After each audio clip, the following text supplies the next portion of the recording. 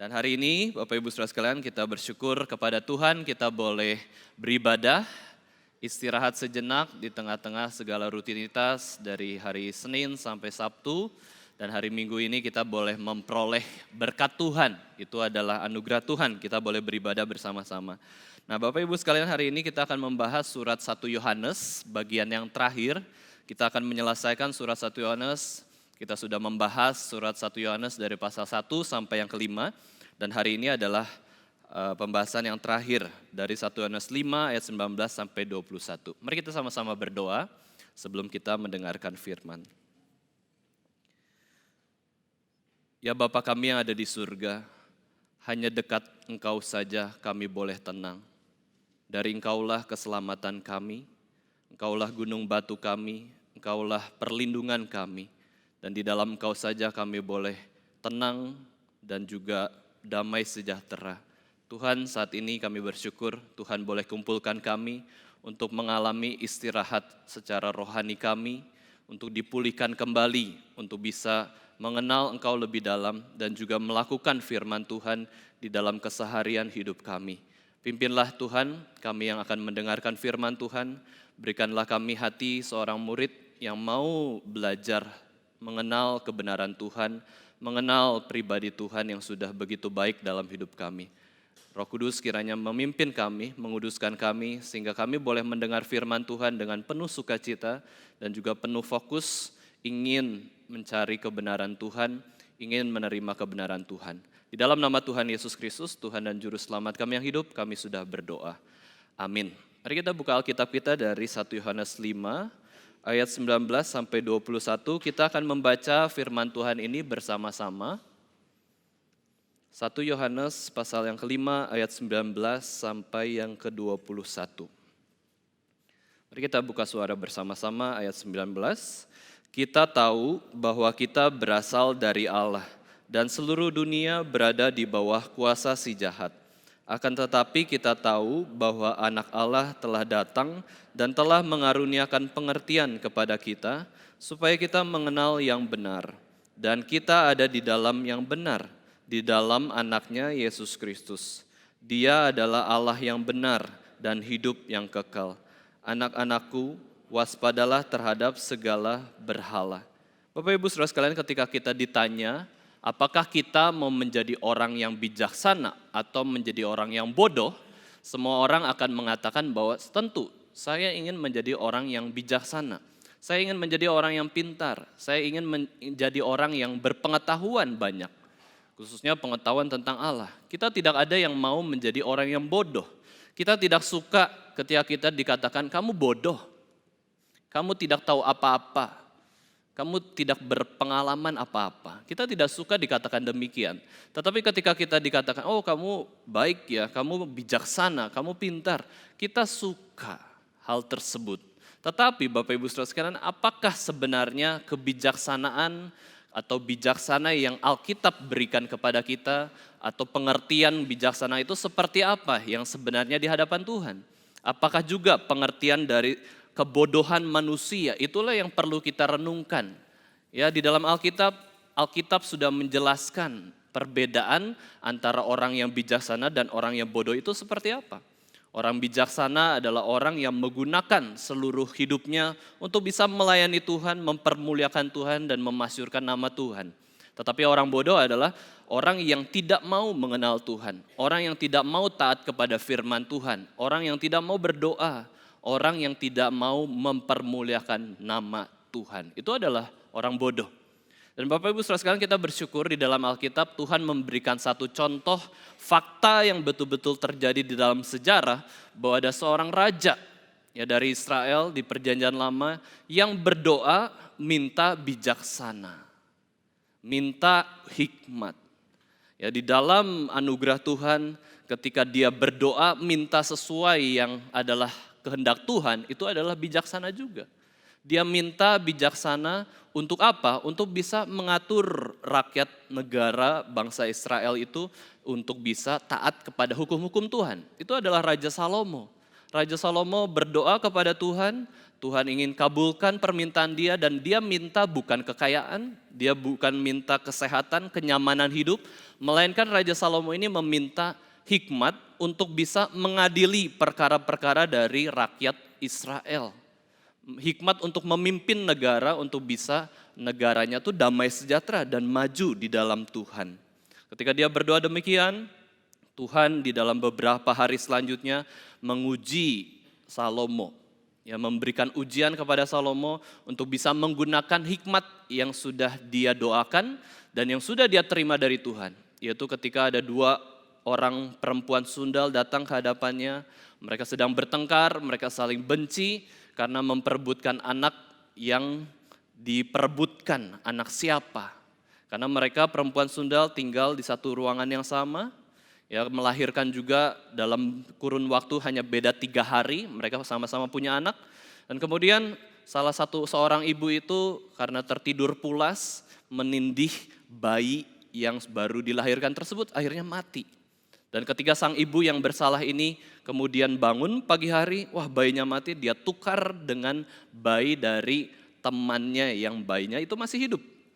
Dan kemudian perkara tersebut sangat susah, bagaimana membuktikan anak itu adalah anak dari sang ibu yang asli.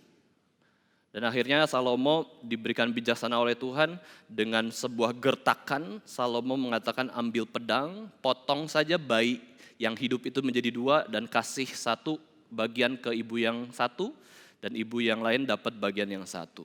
Lalu kemudian respon orang mulai muncul ketika di dalam keadaan genting itu. Respon sang ibu yang asli mengatakan, sudah jangan untuk aku. Bayi ini tetap hidup, gak apa-apa, gak usah, diserahkan saja kepada ibu itu. Tapi satu ibu yang salah itu, yang palsu itu mengatakan, sudah potong saja bayi itu. Dan disitulah hikmat Salomo mulai disebarluaskan, orang Israel mulai percaya kepada Tuhan. Bapak Ibu Saudara sekalian, apa sih bijaksana itu? Bijaksana adalah sebuah kemampuan, sebuah skill yang sebenarnya orang Kristen harus berdoa. Alkitab mengatakan bahwa kalau kamu memang rasa kurang bijaksana, mohon kepada Tuhan. Mintalah supaya kamu dapat bijaksana dari Tuhan. Dan Tuhan yang penuh kayak hikmat itu akan memberikan bijaksana, hikmat itu kepada kamu sekalian. Bijaksana berarti talenta untuk memanfaatkan segala sesuatu untuk memuliakan Tuhan, meninggikan nama Tuhan. Pengamsal mengatakan bahwa takut akan Tuhan adalah permulaan pengetahuan. Pengetahuan yang sejati, yang Tuhan senangkan, yang Tuhan berkenan adalah ketika kita takut akan Tuhan, hormat kepada Tuhan, mengenal siapakah pribadi Tuhan itu. Maka dari itu Bapak Ibu sekalian, ketika kita hari Minggu datang beribadah kepada Tuhan, kita datang ke rumah Tuhan. Kita datang sebagai anak-anak Tuhan yang diutus pergi untuk mengabarkan Injil, kita belajar untuk bersikap takut akan Tuhan di gereja. Kalau di gereja saja tidak takut akan Tuhan, tidak hormat kepada Tuhan, tidak serius kepada Tuhan, di rumah Tuhan, di hadirat Tuhan, di mana Tuhan menyatakan diri, bagaimana kita mau menghormati Tuhan di tempat-tempat yang lain, di mana kehadiran Tuhan tidak terlalu dinyatakan. Meskipun kita tahu bahwa Allah itu maha hadir. Dan pengamsal juga mengatakan bahwa orang bodoh itu menghina hikmat dan didikan. Orang bijaksana, orang yang memiliki pengetahuan yang sejati itu mengenal Tuhan, mau takut akan Tuhan. Tetapi orang bodoh adalah menghina hikmat, gak peduli didikan, gak perlu masukan, gak perlu ajaran dari Tuhan sendiri. John Calvin menyatakan bahwa hikmat yang tertinggi adalah 2 pengetahuan yang terpenting dalam kehidupan manusia, yaitu apa? Pengetahuan akan Allah dan pengetahuan akan manusia. Knowledge of God and knowledge of man. Itu adalah the highest wisdom. Hikmat tertinggi adalah belajar mengenal Tuhan. Belajar mengenal manusia, mengenal diri kita. Ya, maka dari itu Bapak Ibu Saudara sangat penting kita belajar mengenal Allah maupun sesama maupun diri kita. Karena disitulah kita bisa berbijaksana di dalam kehidupan kita. Kalau kita tahu Allah itu siapa, kita tahu bersikap harus bagaimana di bumi ini. Kalau kita mengetahui siapakah manusia, kita juga tahu bagaimana harus bersikap kepada manusia yang lain yang sudah Tuhan ciptakan, yang adalah gambar dan rupa Allah. Pendeta Stephen Tong menyatakan juga soal hikmat. Hikmat itu sangat limpah sekali. Hikmat itu berarti apa? Pak Tong katakan tahu diri, tahu posisi diri. tahu berada di mana. Kalau kita ingat ketika pertama kalinya Adam dan Hawa tinggal di Taman Eden, mereka tahu ini Taman Eden, taman sukacita, taman penuh dengan kebahagiaan dari Tuhan. Mereka bisa menikmati seluruh alam ciptaan Tuhan. Mereka tahu posisi mereka. Dan mereka juga tahu bahwa posisi mereka itu di dalam perjanjian dengan Tuhan, covenant with God. Tuhan berjanji, covenant kerja itu mengatakan bahwa kalau kamu taat, kamu diberkati. Kamu akan memperoleh hidup kekal. Kamu saat ini belum jatuh dalam dosa, suci, tidak berdosa. Tapi kalau kamu melawan firman Tuhan, kalau kamu tidak taat kepada Tuhan, makan buah pengetahuan baik dan jahat, maka kamu akan binasa, mati.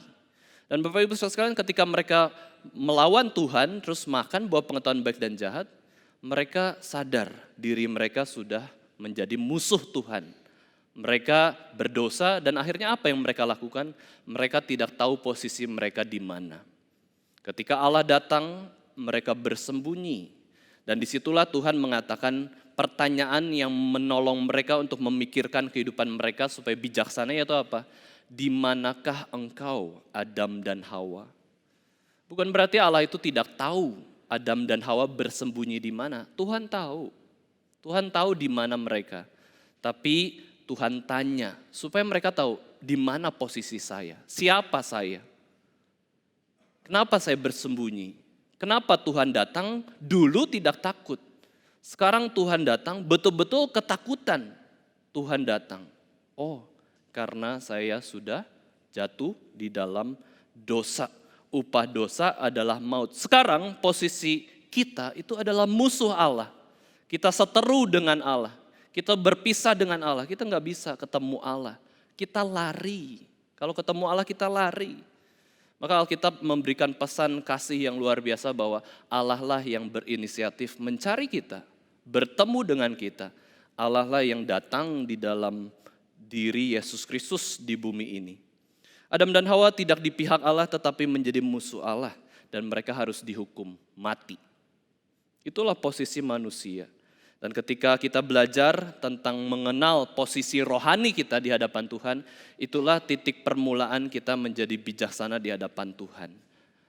Ketika kita bisa bersikap sebagai manusia, siapa saya? Bersikap kepada sesama manusia yang lain, kita juga bisa menjadi bijaksana, berkenan di hadapan Tuhan maupun sesama. Patong menjelaskan bahwa orang yang bijaksana adalah dia yang tahu titik permulaan dia dari mana, titik awalnya dari mana manusia ini. Coba dipikirkan, kita bisa ada tuh dari mana, kenapa kita bisa ada sekarang itu dari mana, kemudian saat ini posisi kita di hadapan Tuhan itu seperti apa, dan juga nanti kita mati itu akan kemana, Tuhan kasih tahu di dalam Alkitab. Itulah yang membuat kita bijaksana. Bapak Ibu Saudara sekalian, hari ini kita merenungkan 5 poin kebenaran firman Tuhan dari 1 Yohanes 5 ayat 19 sampai 21 ini. Kebenaran ini membuat kita semakin bijaksana di dalam kehidupan kita. Poin pertama adalah kita berasal dari Allah. Rasul Yohanes menjelaskan bahwa, hai orang-orang Kristen, engkau itu harus tahu dan kamu memang sudah tahu bahwa kamu itu berasal dari Allah. Kamu harus sadar akan dirimu itu dari mana. Kok bisa ada? Oke, secara biologis, secara medis tahu dari orang tua. Ya, orang tua dari mana? Orang tua lagi dari orang tua lagi, orang tua dari mana lagi? Coba pikir sampai ke titik awal di mana kita itu berasal. Maka di sini Yohanes menjelaskan bahwa kamu itu tidak ada dengan sendirinya. Tiba-tiba muncul. Ya, itu ada penyebabnya, yaitu Allah. Dan kamu juga bukanlah binatang yang kemudian berevolusi menjadi manusia. Kamu tuh diciptakan dari Allah, dari yang tidak ada menjadi ada. Manusia itu ada permulaannya dan itu dari Tuhan. Engkau berasal dari Allah. Berarti apa? Berarti engkau itu berharga. Engkau itu dikasihi oleh Tuhan. Ada nafas Allah di dalam hidup manusia dan engkau diciptakan serupa dan segambar dengan Allah. Berarti engkau itu ada kaitan dengan Allah, Sang Pencipta, Sang pencipta segala sesuatu. Kita diciptakan menurut image of God, imago Dei, menurut gambar dan rupa Allah. Kita ini adalah keturunannya Allah dalam tanda kutip ya. Kita pada mulanya tuh bukan keturunan manusia, tetapi kita semua adalah keturunannya Allah. Karena apa?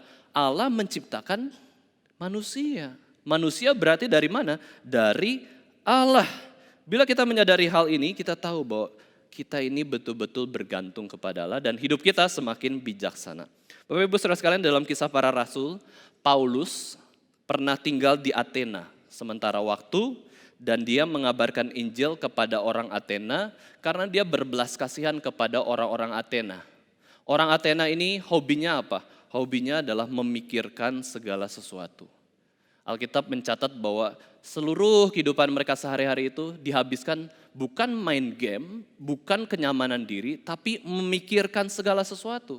Memikirkan kebenaran, berdiskusi tentang kebenaran.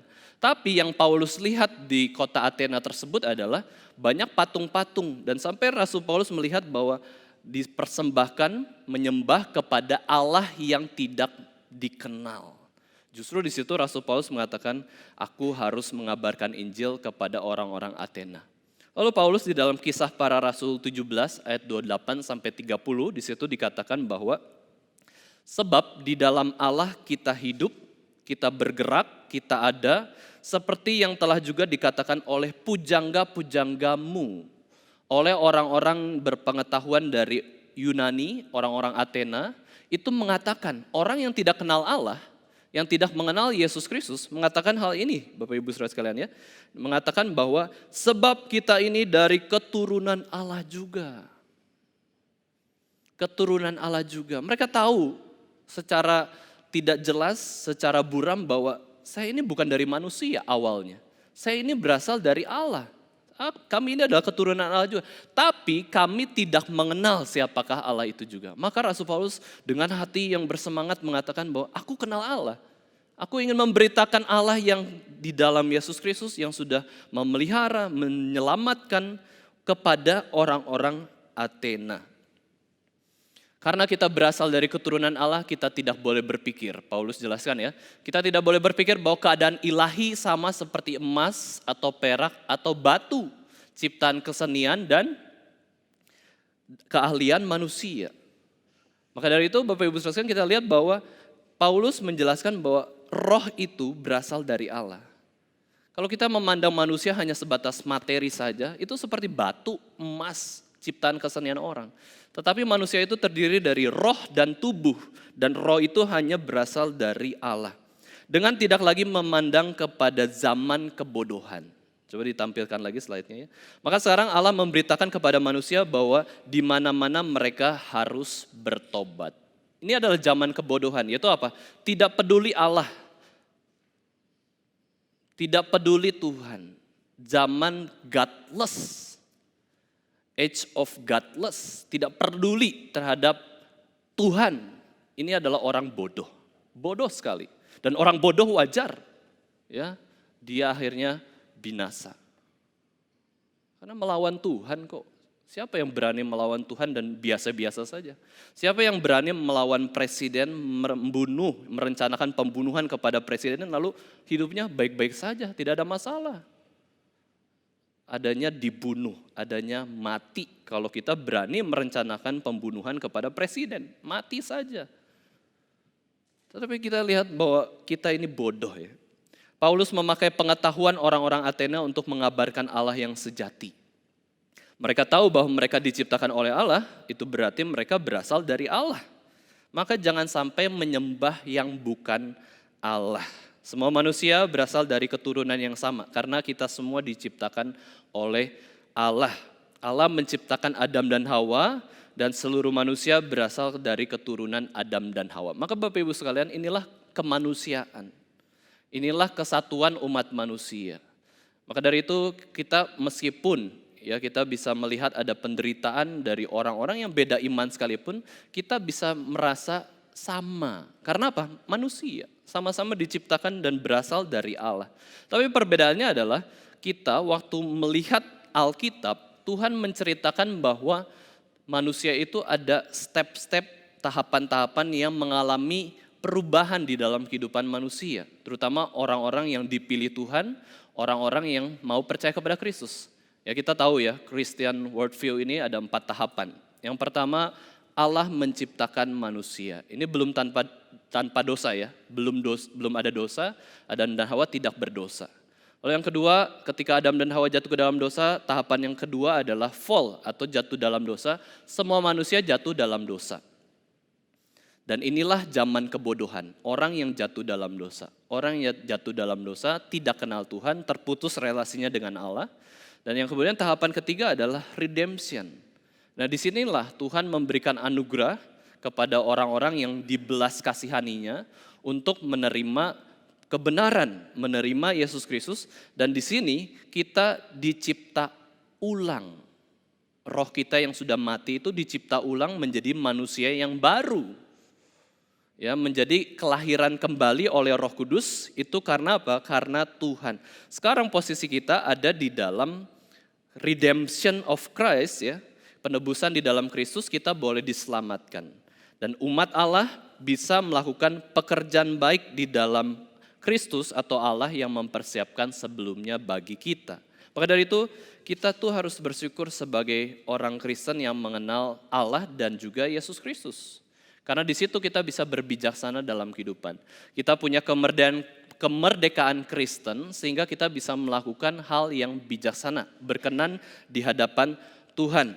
Jadi ketika kita lihat dua posisi ini, dua tahapan ini, fall dan juga redemption, disinilah Tuhan membedakan orang-orang dari satu umat kemudian berbeda dengan dua jenis manusia. Ya, ada dua jenis manusia saja.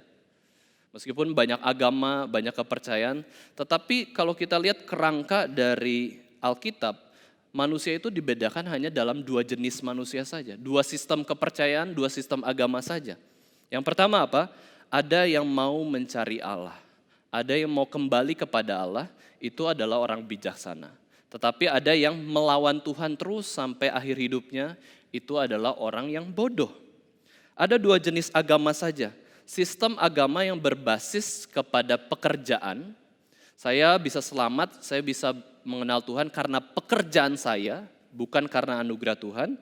Tapi sistem agama yang lain adalah berbasis iman atau anugerah. Saya boleh percaya kepada Tuhan, itu anugerah Tuhan.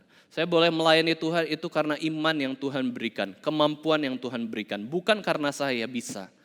Nah, ini adalah pembedaan dua jenis agama, dua jenis umat. Yang satu umat Allah, yang satu umat setan, pengikut setan. Meskipun mereka katakan, saya tidak mengikuti setan, tapi kelakuan mereka mengikuti kelakuan setan, yang melawan Tuhan, yang menjadi musuh Tuhan. Dua jenis iman, iman yang sejati atau iman yang palsu. Dan dua jenis jati diri yaitu orang yang bijaksana ataupun orang yang bodoh. Bapak Ibu sekalian, bila orang Kristen tahu kita itu berasal dari Allah. Kita sudah diciptakan oleh Allah, bukan saja diri kita dari Allah, tetapi kalaupun kita boleh mengenal Allah yang sejati, keselamatan yang Tuhan berikan itu adalah 100% dari Allah, kita akan menjadi orang yang bijaksana. Kita menjadi orang yang mendukung pekerjaan Tuhan. Kita tahu keselamatan berasal dari Allah 100%. Kita tahu bahwa hidup kita pun berasal dari Tuhan 100%. Kalau kita tidak Tuhan izinkan hidup di bumi ini, nggak akan ada kok. Ya, tapi kalau kita boleh hidup sampai hari ini, itu semua karena anugerah yang Tuhan berikan. Bila kita tahu bahwa jati diri kita berasal dari Allah, maka kita harus mengerti kita berbeda dengan dunia. Ada orang-orang yang memang tidak mengenal Tuhan. Apakah kita mau mengikuti cara hidup mereka? Karena mereka itu kaya, karena mereka itu berhasil, karena mereka itu kelihatannya makmur, gemuk-gemuk semua ya.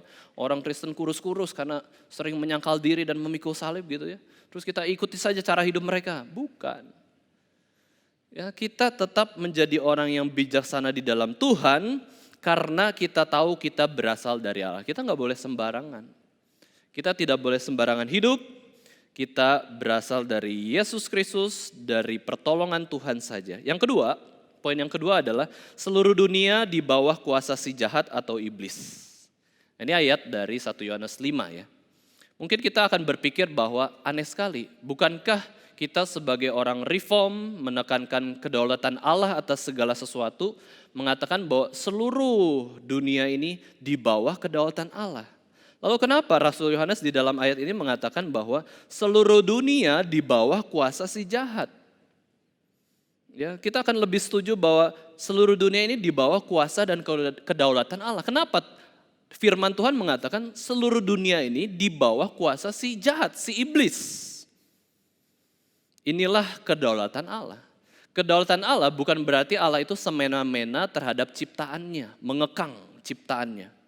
Ya, tidak bisa apa-apa, seperti seolah-olah robot yang harus nurut sama dia.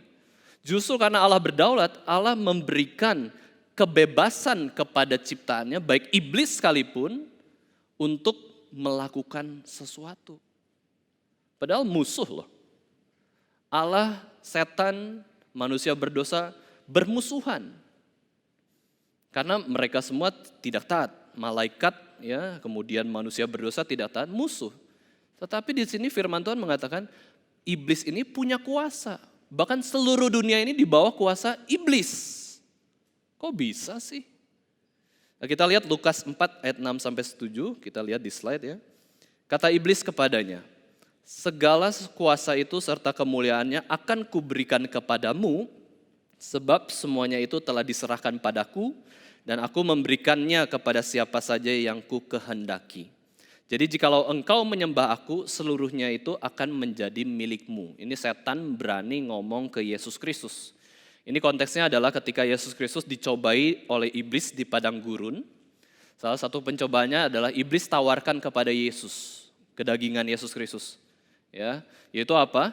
Kemuliaan dunia, kenikmatan dosa. Yesus dibawa oleh iblis ke sebuah tempat yang tinggi, dan dalam sekejap mata iblis itu memperlihatkan seluruh kerajaan dunia, kemuliaan dunia, dosa-dosa yang bisa Yesus nikmati. Itu ditawarkan oleh iblis kepada Yesus Kristus. Dan iblis mengatakan hal tersebut bahwa semua kerajaan itu sudah diberikan kepadaku.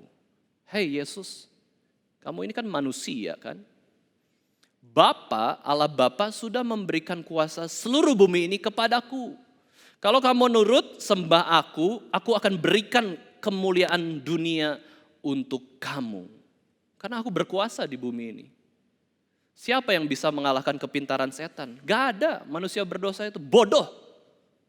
Gak ada yang bisa mengalahkan setan. Aku lebih berpengalaman. Aku kekal kok. Sejak Adam dan Hawa aku sudah hidup. Manusia baru umur 20 tahun. Tahu apa? Bodoh semua. Sini aku tipu saja. Mereka sangat mudah untuk melakukan dosa. Mereka sangat mudah digoda. Dan iblis sendiri tidak takut-takutnya menggoda anak Allah, yaitu Yesus Kristus. Anak Allah saja, Yesus dalam tubuh manusianya digoda oleh iblis, apalagi kita. Kita kalah melawan iblis, itu pasti kalah. Dan kita pikir kita menang. Kita seolah-olah bukanlah pengikut iblis, itu adalah tipuan dari iblis. Dalam kedaulatan Allah, Bapak Ibu Saudara sekalian, Tuhan izinkan iblis itu berkuasa. Dalam kedaulatan Allah, Tuhan izinkan dosa ada. Untuk apa? Untuk membuat kita sadar bahwa Allah itu Allah yang berdaulat. Allah itu Allah yang bukan semena-mena, tetapi dia itu bekerja sesuai dengan caranya. Sampai hari ini pun iblis bekerja dan punya kuasa sebagai penggoda manusia dan musuh Allah.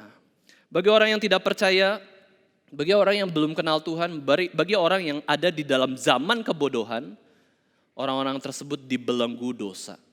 Mereka semua terikat dalam dosa, mereka dikuasai oleh iblis, mereka itu ngikut aja iblis.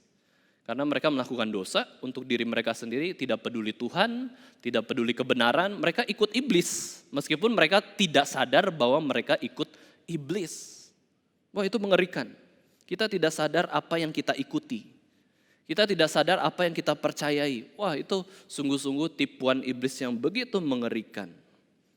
Maka dari itu Bapak Ibu sekalian, kita butuh Injil.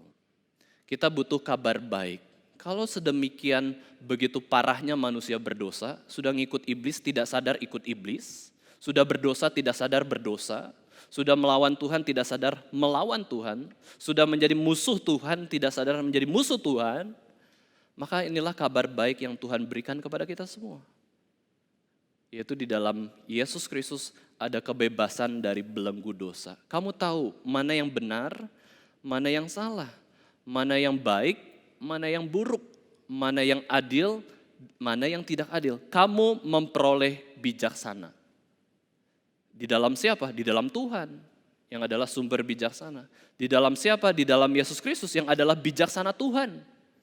Kita bersyukur kalau kita boleh menerima kabar baik. Itu berarti kita diberikan anugerah untuk berbijaksana dalam kehidupan kita. Kabar baik membuat seseorang yang dibelenggu dosa, di bawah kuasa si jahat, itu dikalahkan si jahat. Iblis tidak berkuasa lagi atas hidup kita. Yang berkuasa siapa? Roh Kudus, Tuhan. Saat ini iblis berkuasa, betul berkuasa di bumi ini kepada orang-orang yang tidak mengenal Tuhan, kepada orang-orang yang berdosa. Tapi iblis apakah berkuasa dalam hidup orang-orang yang percaya kepada Tuhan dan dilingkupi oleh Roh Kudus, bahkan dipenuhi oleh Roh Kudus? Tidak. Kita ini sudah menjadi anak-anak Allah, diangkat, diadopsi menjadi anak-anak Allah. Bagi orang-orang yang percaya kepada Yesus Kristus, Roh Kudus ada dalam diri kita. Kita diberikan kuasa menjadi anak-anak Allah. Dari mana kuasa itu? Dari Allah Tritunggal. Bagaimana kuasa itu diberikan? Yaitu ketika Allah Bapa mengutus Allah Anak, yaitu Yesus Kristus ke dalam dunia, lahir sebagai manusia, menjelma menjadi manusia, dan Yesus hidup di dalam bumi ini 100% taat, mengalahkan godaan iblis, tidak ada kesalahan di hadapan Bapa di surga, dan dia rela mati di atas kayu salib, menderita bagi kita, dan bangkit pada hari yang ketiga, menang atas kuasa dosa yaitu maut. Yesus mati bukan karena dosa dia, karena Yesus tidak berdosa. Yesus mati karena dosa kita. Dia menanggung hukuman dosa kita supaya kita boleh menjadi anak-anak Allah. Dan ketika Yesus menang atas maut itu, Injil ini sudah diberitakan dan itu menyatakan bahwa iblis kalah dari Yesus Kristus. Yesus Kristus lebih berkuasa dari iblis, Roh Kudus lebih berkuasa dari iblis, Bapa di surga lebih berkuasa dari iblis, dan sekarang Yesus ada di mana? Di hati kita. Roh Kudus ada di hati kita, Bapa pun di hati kita.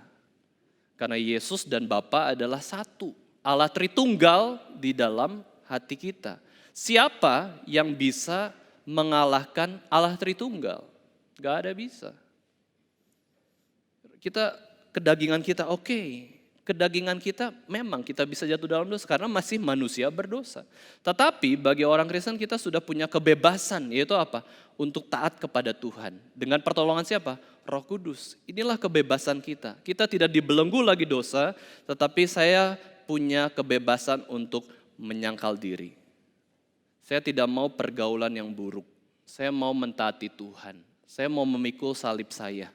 Saya mau mengikuti Yesus, itu adalah kuasa dari Tuhan.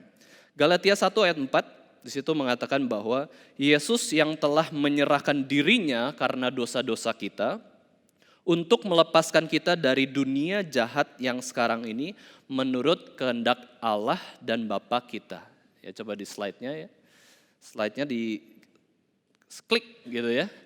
Jadi di Galatia 1 ayat 4 ini dikatakan bahwa Yesus sudah mati bagi kita untuk lepaskan kita dari dunia yang jahat. Ya, dunia yang penuh dengan kuasa iblis. Satu sisi kita harus bersyukur kita sudah ada di dalam Yesus Kristus, kita sudah dilepaskan dari dunia yang jahat, tapi kita tahu bahwa kita tetap manusia berdosa yang masih bisa digoda oleh iblis. Kita bisa dibisiki iblis untuk melakukan dosa, masih bisa. Kita mengalami peperangan. Nah ini bedanya. Kalau dulu kan dibelenggu, sudah masuk penjara. Sebelum dalam Kristus itu manusia berdosa melawan Tuhan sudah dibelenggu oleh iblis. Tapi sekarang Roh Kudus melepas belenggu tersebut. Sekarang kita berperang melawan iblis, melawan dosa. Kita punya kemampuan untuk kalahkan dia. Tapi kita juga dalam peperangan bisa kalah. Karena apa? Kedagingan kita. Kita masih manusia kok. Bukan menjadi malaikat yang taat. Kita tetap manusia yang punya kedagingan, punya tubuh. Kita bisa melakukan dosa. Maka dari itu kita harus bergantung kepada Allah untuk mengalahkan musuh-musuh kita. Maka firman Tuhan mengatakan, ayo kamu tuh sudah ditebus oleh Kristus, kamu pakai perlengkapan senjata rohani. Ya, ketopong keselamatan, baju zirah keadilan, pedang roh, ikat pinggang kebenaran, kasut yang kerelaan memberitakan Injil, semua pakai. Tapi kalau kita tidak mau pakai, ya kamu jatuh dalam dosa. Kamu tidak menggunakan kebebasanmu untuk taat, untuk memakai perlengkapan senjata Allah. Poin ketiga Bapak Ibu sekalian, Rasul Yohanes katakan bahwa kamu tahu bahwa Allah telah datang ya. Ini adalah pelayanan penggembalaan ya. Mengunjungi untuk mengasihi, mengunjungi untuk mendoakan. Gereja ada pelayanan demikian ya, pelayanan visitasi jemaat, kunjungan ke sesama orang Kristen. Bukan hanya gereja, orang-orang Kristen kita pun ya saudara sekalian, kita kalau kita ada teman yang cocok dengan kita atau kita pun berbelas kasihan kepada orang yang sakit, kita mengunjungi, datang ke rumah sakit, datang ke rumah duka. Untuk apa? Untuk menguatkan, mendoakan. Ya, kita ngobrol dan berdoa kepada Tuhan. Teladan dari siapa? Bila kita mengunjungi sesama dan mendoakan, saling mendoakan itu teladan dari Allah sendiri. Yohanes mengatakan anak Allah itu telah datang. Pertama kali Adam dan Hawa jatuh ke dalam dosa, siapa yang datang kepada siapa? Ya, Adam dan Hawa jatuh dalam dosa. Apakah Adam dan Hawa datang kepada Tuhan terus tanya, Tuhan engkau ada di mana? Enggak. Pertama kali Adam dan Hawa jatuh ke dalam dosa, yang datang adalah Tuhan. Adam dan Hawa, engkau ada di mana? Ini adalah pelayanan perkunjungan, ya, kunjungan dari Tuhan, yang memperhatikan sesama. Datang adalah wujud perhatian, kehadiran pribadi sepenuhnya untuk mengasihi orang-orang yang didatangi. Ya, kita akan bersyukur ya, bila ada orang yang penting kita hormati itu datang kepada kita atau ke rumah kita lah. Ya. Anggap itu presiden, wakil presiden, atau pendeta-pendeta yang kita hormati. Ya.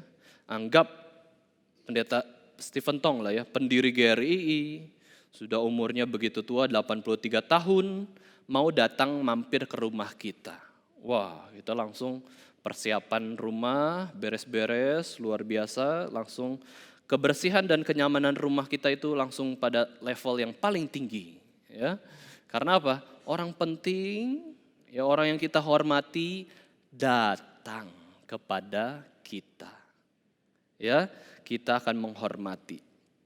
Ini adalah wujud kasih Allah kepada kita, yaitu anak Allah datang. Kemarin Bapak Ibu Saudara sekalian ya, contoh lagi yang lain, ada pertandingan persahabatan bola basket di lapangan sebelah sini, belakang antara klub ya, Reform Bowlers dan klub yang lain di lapangan basket belakang.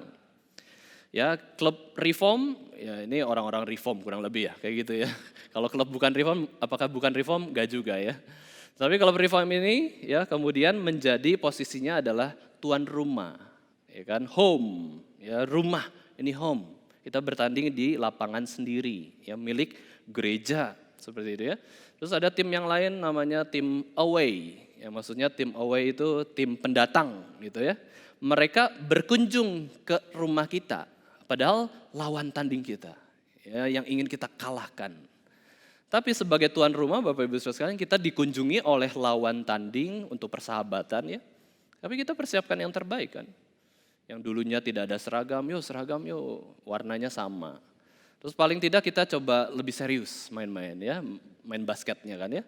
Terus kita juga tetap mengasihi mereka, mereka berkunjung, kita responnya bagaimana? Itu adalah keramahan, hospitality. Itu Alkitab pun menekankan ya.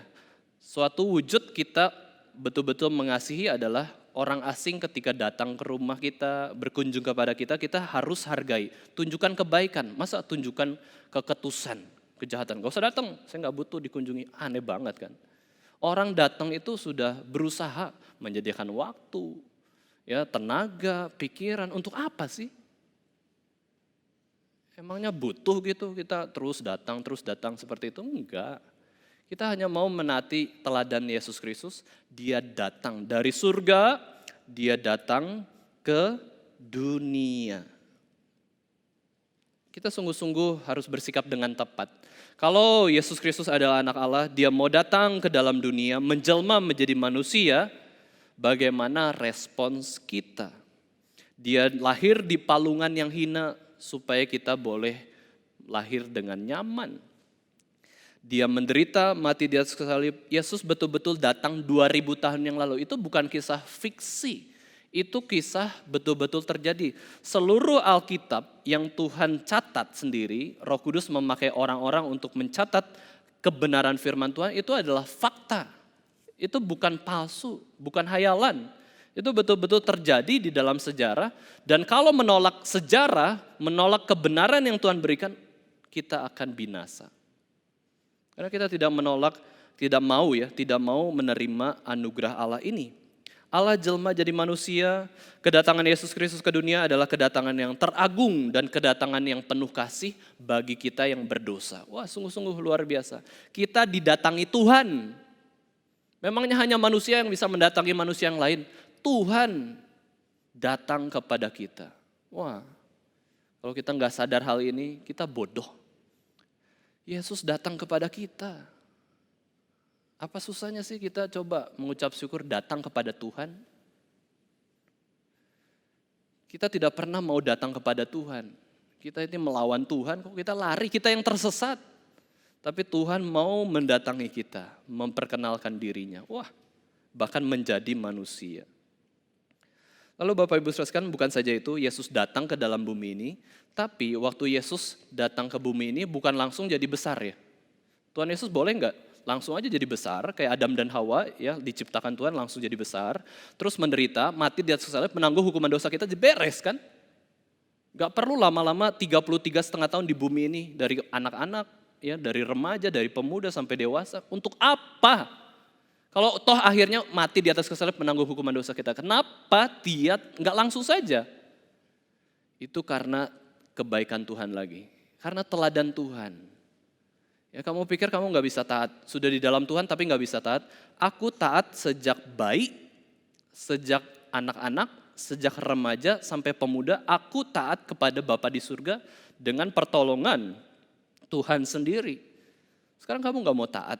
Gak mau melihat teladan Yesus Kristus, kamu masih malas-malasan. Kamu sudah terima Injil tapi hidup malas-malasan di dalam Tuhan, di hadapan Tuhan gak mau ya, taat kepada Tuhan itu bahaya. Maka Yesus Kristus ketika datang ke dalam dunia ini, dia memberikan teladan. Ya, Yesus sama seperti kita. Bukan saja itu, Alkitab Rasul Yohanes mencatat di dalam ayat ini, dia memberikan pengertian kepada kita. Yesus bukan saja tujuannya mati di atas salib, tapi dia mengajar firman Tuhan kepada kita. Ya, dia memberitakan firman, dia menjadi teladan teragung bagi orang-orang Kristen. Dan bagaimana seharusnya manusia hidup di hadapan Tuhan. Hanya satu manusia di seluruh dunia ini yang tidak berdosa, yaitu Yesus Kristus.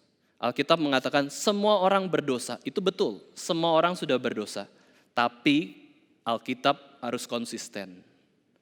Ada satu manusia yang tidak berdosa, yaitu Yesus Kristus. Itulah teladan. Harusnya manusia itu hidup seperti Yesus. Kamu sudah tidak hidup seperti Yesus, maka kamu akan dihukum Tuhan. Maka kamu menerima keadilan Tuhan sendiri. Lukas 24 ayat 45 kita lihat.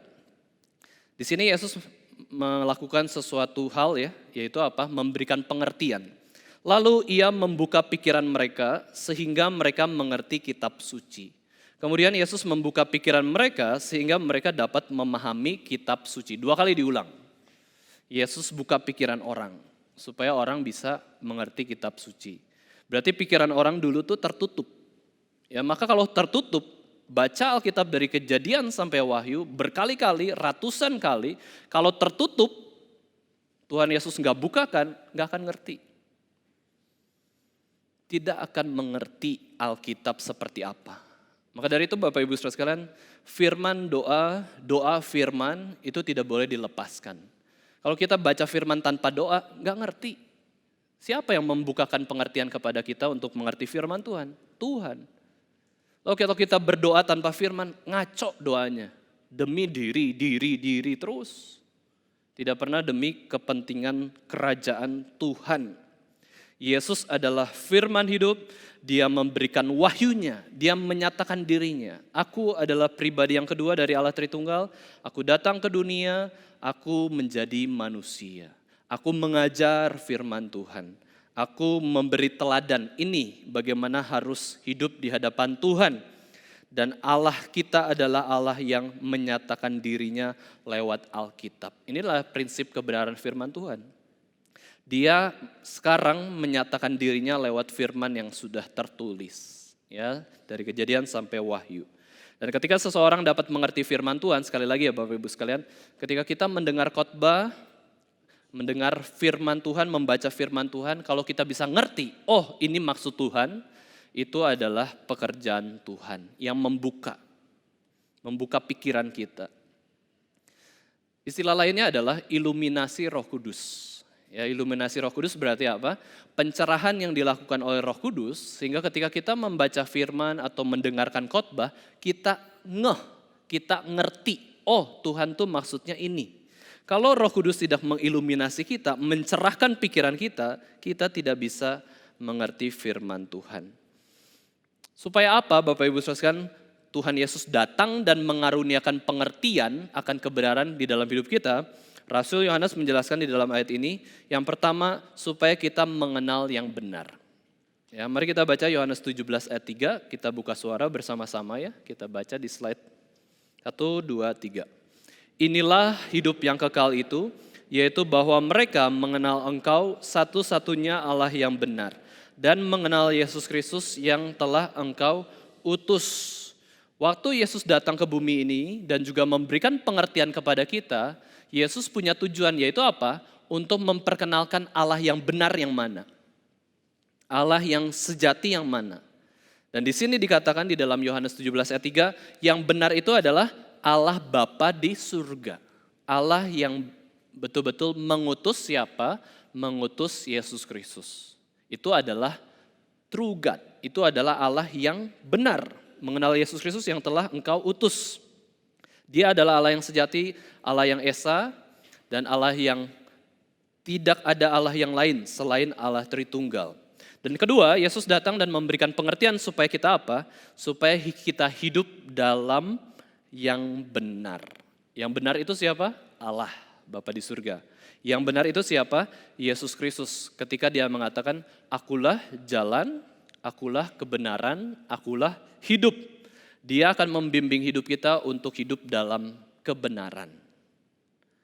Menjalankan kebenaran. Amsal 11 ayat 19 mengatakan, siapa berpegang pada kebenaran yang sejati menuju hidup.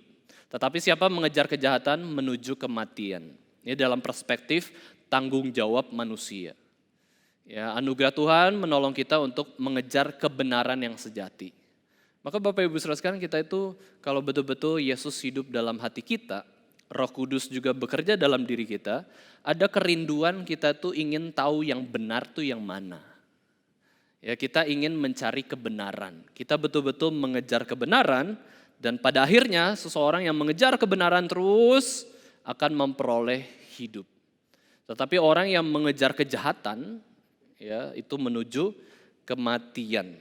Bila kita dapat memahami hal ini adalah bijaksana yang begitu indah. Yaitu kita tahu Allah yang benar yang mana, kita tahu Allah yang salah. Ya, ini tidak ada tentunya ya, Allah yang salah tidak ada, hanya ada Allah yang benar, tapi kita bisa tahu berhala-berhala di dalam hidup kita itu apa, kita akan semakin bijaksana. Lalu Rasul Yohanes menjelaskan poin yang keempat, yaitu Yesus Kristus adalah Allah yang benar dan hidup kekal. Pengenalan akan Allah yang benar dan yang sejati itu diberikan oleh Allah Tritunggal. Itu adalah wahyu khusus. Tidak semua orang mendapatkannya karena Tuhan memberikannya kepada yang Dia mau berikan. Yang Tuhan mau berikan kepada kita. Kepastian keselamatan itu adalah wahyu khusus. Dan kita tahu bahwa hidup kita kenapa bisa selamat? Karena sebelumnya Tuhan sudah mempredestinasikannya. Sebelum dunia ada, sebelum dosa ada, sebelum manusia ada, Tuhan sudah ada rancangan terhadap apa yang Dia akan ciptakan di seluruh bumi ini. Ada salah satu lagu himne yang sangat bagus berjudul Why Have You Chosen Me? Ini menunjukkan apa Bapak Ibu sekalian? Menunjukkan bahwa kita itu sudah dipilih Tuhan. Pada akhirnya ketika kita hidup di bumi ini, kita akan mengenal Allah yang benar dan memperoleh hidup yang kekal. Lalu ketika orang Kristen, ya penulis lagu ini memikirkan, kenapa ya? Kok saya bisa mengenal Allah yang benar dan memperoleh hidup yang kekal? Dia mengatakan seperti ini ya. Why have you chosen me out of millions your child to be? Ya, dengan nada apa? Bukan ingin cari tahu kenapa Tuhan selamatkan saya dan kenapa orang lain tidak Tuhan selamatkan. Dia pengen tahu seperti itu. Bukan. Tapi maksudnya adalah dia bertanya, kenapa aku yang selamat? Bukankah aku sama-sama berdosa seperti orang lain? Kenapa orang lain tidak mempercayai Yesus? Kenapa aku mempercayai Yesus? Aku nggak ngerti. Itu di luar logika, di luar pengetahuan aku. Itu hanya tersimpan di dalam diri Allah. Why have you chosen me? Kenapa Tuhan pilih saya? Tidak pilih yang lain untuk mengenal keselamatan. You know all the wrongs that I have done. Kau tahu segala dosa yang sudah saya lakukan kok. Oh, how could you pardon me? Forgive my iniquities. To save me, give Jesus your son. But Lord, help me be what you want me to be. Your word I will strive to obey. My life I now give. For you I will live and walk by your side all the way. Ketika kita tahu bahwa saya ini nggak layak didatangi oleh Yesus. Saya tidak layak diselamatkan oleh Tuhan. Maka hati kita hanya bisa taat. Tuhan perintahkan apa? Saya mau taat. Tuhan sudah melayani saya terlebih dahulu. Tuhan sudah mengasihi saya terlebih dahulu. Tuhan sudah berkorban untuk saya terlebih dahulu. Tuhan sudah mati untuk saya. Tuhan sudah memberikan keselamatan. Saya hanya bisa taat. Itu adalah persembahan yang terbaik yang saya bisa berikan kepada Tuhan. Tuhan perintahkan apa di dalam Alkitab? Saya mau taat. Karena apa? Saya sudah diselamatkan. Saya sudah dipilih. Masalah orang lain tidak selamat bukan hak saya untuk menentukan. Itu adalah kedaulatan Tuhan. Lagu ini adalah lagu pujian kepada Allah, lagu yang membawa kita kepada pemahaman saya tidak lebih baik daripada orang lain. Tapi kenapa saya yang diselamatkan? Bukan mereka. Mereka kelihatannya bisa berbuat baik lebih dari saya. Dosa saya lebih besar daripada orang lain. Maka penjahat di sebelah Yesus itu sangat mengerti kasih Tuhan yang begitu besar itu. Penjahat di sebelah Yesus, orang-orang yang disalib pada waktu pemerintahan Romawi adalah orang-orang yang betul-betul melakukan dosa yang besar. Pemberontakan kepada pemerintah, hukumannya mati. Pemerkosaan, pencurian, perampokan, pembunuhan, yang hukumannya harus disalib. Tapi dia mendengar siapakah Yesus, dia melihat Yesus, dia merasakan bahwa Yesus mendatangi dia begitu dekat di sebelah dia. Siapa orang ini? Orang ini tidak berdosa. Saya dulu pernah dengar siapakah Yesus. Kalau memang Yesus Tuhan, saya mau percaya. Saya mau sungguh-sungguh menyerahkan hidup bagi Dia. Dan Yesus mengakui, ya, ini salah satu perkataan kalimat Yesus yang tidak bisa kita sanggah bahwa orang penjahat di sebelah Yesus itu masuk ke surga.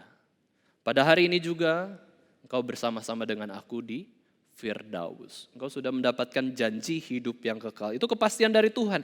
Hanya Tuhan yang bisa mengatakan bahwa kamu pasti masuk surga. Hanya Tuhan. Dan Tuhan sudah menyediakan jalannya melalui Yesus Kristus. Poin 5 yang terakhir Bapak Ibu Saudara sekalian, Yohanes mengatakan bahwa anak-anakku waspadalah dari segala berhala.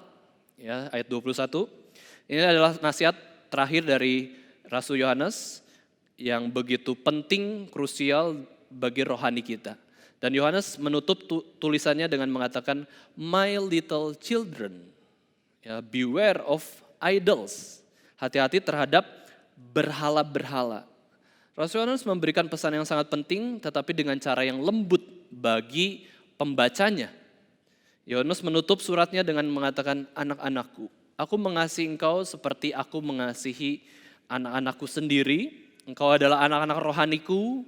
Dengan lembut aku mengatakan bahwa hati-hati, waspadalah terhadap segala berhala. Padahal engkau adalah orang Kristen. Padahal pembaca Rasul Yohanes suratnya adalah orang-orang Kristen. Berarti orang-orang Kristen bisa ada berhala tidak dalam hidupnya? Memberhalakan sesuatu itu dosa. Orang Kristen, manusia berdosa. Manusia berdosa bisa lakukan dosa. Maka meskipun kita sudah percaya Yesus, kita bisa memberhalakan yang lain. Kita bisa, hidup kita digerakkan oleh uang. Hidup kita digerakkan oleh kesehatan. Hidup kita digerakkan oleh keinginan saja diri kita. Yohanes seperti seorang bapa mengatakan, hati-hati, berhala itu merusak. Berhala itu menghancurkan, merugikan. Timothy Keller pernah menjelaskan, kita lihat slide-nya. Dia mengatakan tentang berhala, anything more important to you than God. Kita tahu Yesus penting, Yesus saya percayai. Tapi kemudian ada yang melebihi kepentingan itu, melebihi Yesus Kristus, kita memberhalakan yang lain. Anything, apapun. Ya. Anything that absorbs your heart and imagination more than God. Anything you seek to give you what only God can give. Anything that is so central and essential to your life that should you lose it, your life will feel hardly worth living. Apapun yang kita rela sampai berikan semuanya, itu adalah berhala. Dan itu harusnya kita berikan kepada Tuhan.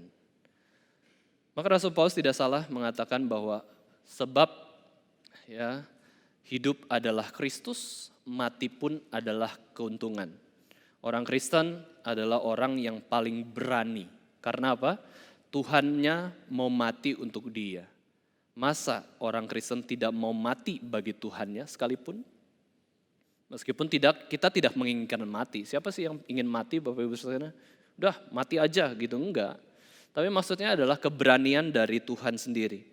Apapun bisa menjadi berhala kita. Entah itu keluarga, pelayanan, penerimaan, pendapat orang lain, seks, orang lain pun bisa jadi berhala, diri kita jadi berhala.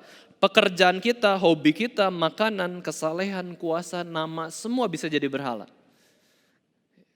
Dan John Calvin juga mengatakan bahwa the human heart is a factory of idols. Ya. Every one of us is from his mother's womb expert in inventing idols. Ya, hati kita itu pabrik berhala. Bayangin ya, kalau manusia berdosa, tidak bertemu Injil atau Yesus Kristus, berarti hidupnya dari awal sampai akhir terus memproduksi berhala-berhala. Sejak di kandungan ibu, kita itu ahli dalam menemukan berhala. Berhala terus banyak, sampai Injil diberitakan, Injil memenuhi kehidupannya, Yesus Kristus menganugerahnya, itu berubah hidupnya. Hanya merajakan Yesus, hanya menuhankan Yesus Kristus saja. 1 Korintus 10 ayat 7 mengatakan, jangan kita menjadi penyembah-penyembah berhala. Orang Kristen bisa sembah berhala? Alkitab satu sisi mengatakan, kita tidak bisa menyembah kepada dua tuan. Ya, ada pengkhotbah, saudara sekalian ya, pengkhotbah ke anak-anak remaja ya. Ini cukup ekstrim alat peraganya, saya baru lihat juga. Pengkhotbah itu menyediakan dua tangga, ya, di kanan dan kiri. Terus dia kakinya naik ke satu tangga kanan, satu tangga kiri. Terus naik. Terus dia katakan bahwa kita apakah bisa naik terus ke dua tangga yang berbeda? Tidak. Kita akan jatuh kalau menyembah kepada atau hidup terarah kepada dua tangga tersebut ya. Naik terus. Dia harus pilih salah satu. Kalau mau naik ke puncak, dia harus pilih salah satu tangga. Hanya di tangga kanan saja atau tangga kiri saja gitu ya. Bayangin ya, khotbah dengan naik tangga itu ya, ekstrim juga. Kalau jatuh gimana ya? Tapi demi ya itu alat peraga, supaya menggambarkan bahwa kita tuh gak bisa nyembah Tuhan sekaligus nyembah berhala. Nah waktu kita dikatakan oleh Rasul Paulus jangan menyembah berhala, waktu Rasul Yohanes mengatakan bahwa hati-hatilah, waspadalah kepada berhala, kita bukan sembah berhala, tapi kita jatuh dalam penyembahan berhala. Beda ya. Kalau kita sudah dalam Kristus, kita sembah berhala, kita bukan penyembah-penyembah berhala sepenuhnya meninggalkan Yesus, bukan. Tapi kita jatuh kepada pemberhalaan. Kita jatuh dalam dosa. Kita bukan menjadi penyembah berhala. Terus setelah itu kita menjadi penyembah Yesus. Tidak. Kita penyembah Yesus yang menghina Yesus. Itu kalau kita menyembah berhala. Kita tetap penyembah Yesus, kita sudah diselamatkan, kita sudah dilahir kembalikan oleh Roh Kudus. Tapi kalau akhirnya kita lebih senang hal-hal lain selain Tuhan, kita jatuh dalam dosa. Kita sedang menghina Yesus, menghina Yesus, menghina Yesus berkali-kali, dan sampai pada titik akhirnya kita orang Kristen, kita nggak tahan. Kita harus lepaskan berhala, kita mau lebih fokus menyembah Tuhan. Kiranya kita bisa boleh sadar bahwa banyak berhala-berhala itu antri di hati kita. Selain di hati kita ada Yesus, berhala-berhala di sekitar kita, di sekitar hati kita itu ngantri. Ayo, ya bahkan udahlah saya sama Yesus aja, ya bersama-sama di hati kita. Yang seharusnya tempat itu milik Allah, berhala-berhala itu siap terobos menempati tempat tersebut. Kita jangan sampai lengah, jangan sampai membiarkan udahlah nggak apa-apa. Ya sembah Tuhan, sembah uang, gitu ya. Kita harus memuliakan Tuhan. Maka ada perkataan Bapak Ibu Saudara sekalian ya. Ini perbandingan dengan berhala uang. Apakah orang Kristen boleh kaya? Jawabannya kalau perlu ya. Kalau kita sudah setia sama Tuhan, sudah berprinsip dalam kebenaran firman Tuhan, justru jawabannya adalah harus usahakan kaya. Tetapi kaya untuk apa? Untuk kemuliaan nama Tuhan. Ya, kita tetap tidak memberhalakan uang, tidak memberhalakan seks, kita tidak memberhalakan teman, tidak memberhalakan apapun, tapi justru kita gunakan hal-hal yang baik tersebut ya. Seks itu baik, seks itu kudus, kita teman-teman baik ya. Terus juga uang itu baik, kita gunakan untuk kemuliaan nama Tuhan. Ya, memperlakukan dengan bijaksana. Nah ini makanya kita butuh bijaksana dari Tuhan. Dengan apa kita bisa bijaksana? Sekali lagi, ada 5 kebenaran yang Yohanes jelaskan dalam 3 ayat ini. Yaitu apa? 1, orang Kristen berasal dari Allah. Kita semua berasal dari Allah, bukan saja kehidupan kita, tapi keselamatan kita juga. Semuanya harus dikembalikan untuk kemuliaan Tuhan. Kedua, seluruh dunia di bawah kuasa si jahat atau iblis. Dengan demikian kita perlu hati-hati dan waspada terhadap musuh kita. Ya Tuhan berdaulat, betul Tuhan berdaulat. Tapi nanti Tuhan memenuhi kemenangannya itu di akhir zaman. Sekarang orang-orang Kristen sudah di dalam Kristus, kita berperang dengan kerajaan iblis. Yang ketiga, anak Allah telah datang, dia memberikan pengertian dan pengenalan akan Allah. Yesus Kristus adalah Allah yang benar dan hidup kekal. Alkitab sudah jelas kok. Masa kita masih percaya ajaran-ajaran orang yang mengatakan Kristen bahwa Yesus itu bukan Tuhan. Yesus itu tidak mampu memberikan hidup yang kekal. Alkitab 1 Yohanes ini sudah menjelaskan Yesus Kristus adalah Allah yang benar dan hidup kekal.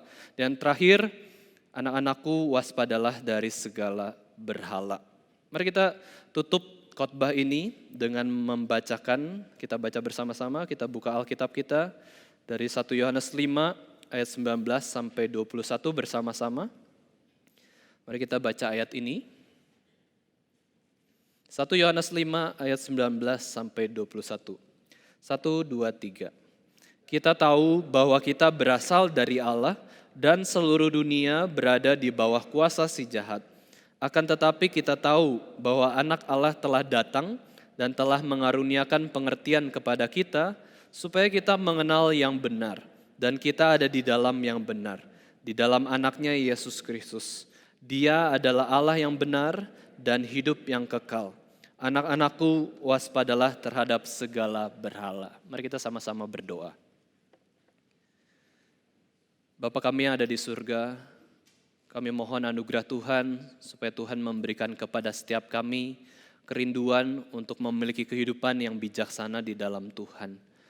Engkau adalah sumber bijaksana, Yesus Kristus adalah bijaksana dari Tuhan. Kami mohon Tuhan supaya kehidupan Kristen kami boleh semakin bertumbuh. Pimpin kehidupan kami Tuhan, supaya hidup kami boleh senantiasa terus mencari kebenaran Tuhan, terus mengejar kebenaran, karena dengan kebenaran yang Tuhan berikan, kami boleh hidup di dalam kebenaran, dan kami pun bisa bersaksi bagi sesama kami tentang Injil, tentang kabar baik yang sudah diberikan oleh Yesus Kristus. Terima kasih Tuhan, berkatilah setiap kami, tolonglah hidup kami ini. Dalam nama Tuhan Yesus kami sudah berdoa. Amin.